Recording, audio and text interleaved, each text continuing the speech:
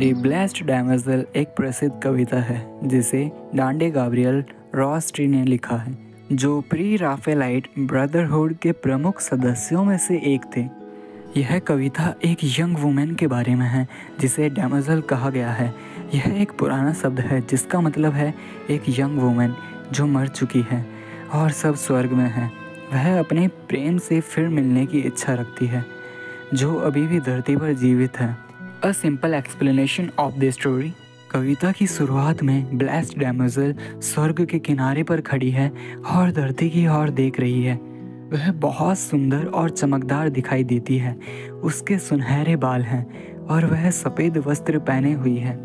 स्वर्ग में समय उसके लिए अलग लगता है। उसे मरे हुए 10 साल हो चुके हैं, लेकिन उसे यह केवल एक दिन जैसा लगता है।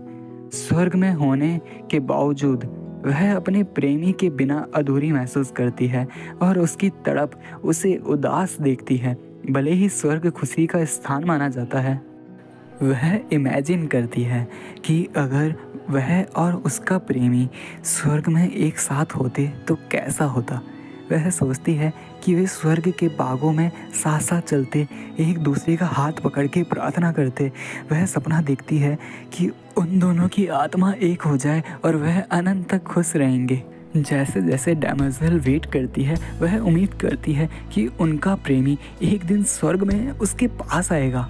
उसे विश्वास है कि जब यह होगा तो उनका वर्जिन मैरी द्वारा स्वागत किया जाएगा और वे हमेशा के लिए साथ रहेंगे बिना किसी सांसारिक दुखों के।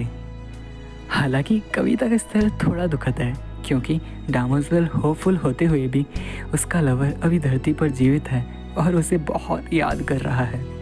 उनका यह बिछड़ना दोनों के लिए पेनफुल है और इस बात की अनसर्टेनिटी है कि वे कब फिर मिलेंगे, क्योंकि यह लवर की मृत्यु और उसके स्वर्ग जाने पर निर्भर करता है। अंत में डैमोज़ेल स्वर्ग में वेट कर रही है, उम्मीद और तड़प से भरी हुई, जबकि उसका लवर धरती पर उसकी अनुपस्थिति यानी एब्सेंस का शौक मना रहा है। यह कविता प्रेम, बिछड़ने और परलोक में अनंत एकता की इच्छा जैसे थीम्स पर बेस्ड है।